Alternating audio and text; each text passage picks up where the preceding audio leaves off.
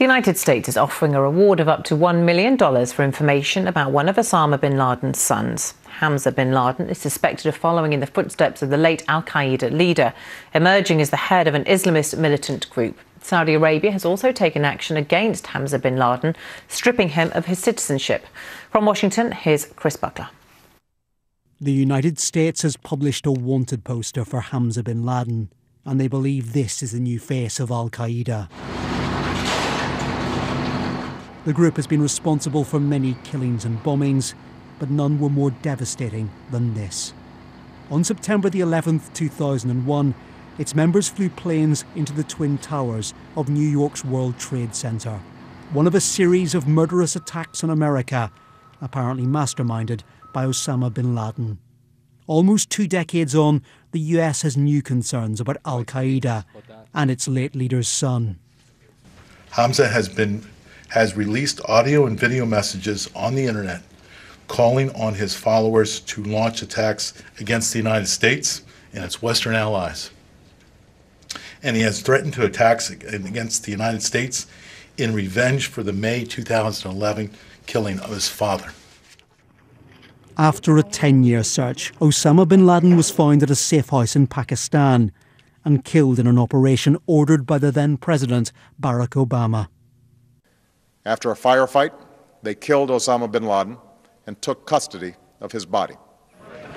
In the compound, they found letters that suggested he was grooming his son Hamza to succeed him. And now intelligence officials believe he is emerging as a key leader in the extremist group.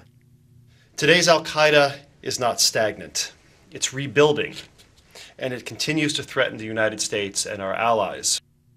The US is offering $1 million for information that leads them to Hamza Bin Laden. Officials believe he could be in Afghanistan, Pakistan or Iran, but they admit they don't know for sure. The State Department is offering up to $1 million for information on an emerging leader of the terror group al-Qaeda. And while you may not recognize his face, you may think that it is familiar, and you will certainly know his last name, Bin Laden. Hamza is the son of the late al-Qaeda leader, Osama Bin Laden, who directed the 9/11 attacks on the U.S. We have CNN national security analyst Peter Bergen with us to talk about this. He was part of the CNN team who interviewed Osama Bin Laden back in 1997. So what can you tell us about Hamza Bin Laden? Well, Hamza is probably around 30. He's been a true believer since he was a kid. He shows up in al-Qaeda propaganda videos from a time when he was a child. The SEALs that went in on the night of May 2nd, 2011, to kill, it turns out, Bin Laden, thought that Hamza would be there. They were carrying little cards about who they thought would be in the compound, and they thought Hamza Bin Laden would be with his father because they're very close. Bin Laden, we know from the documents recovered in that compound that Bin Laden exchanged a lot of letters with his son. He's been grooming him for a long time. He's a true believer.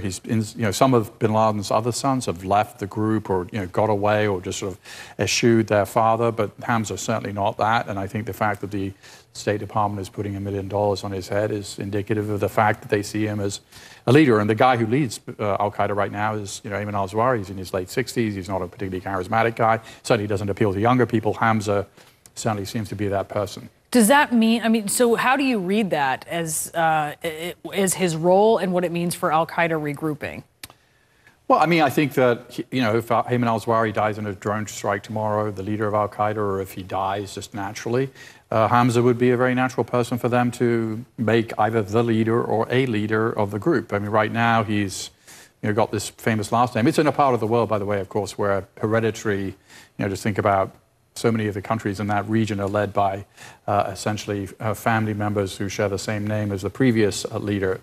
And so Bin Laden, I think, it would be exciting for al-Qaeda to have a Bin Laden in charge again.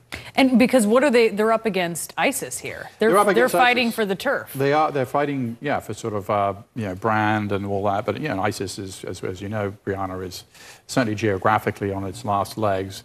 And al-Qaeda is pretty strong in places like Syria. It still exists in North Africa, still has a presence in South Asia.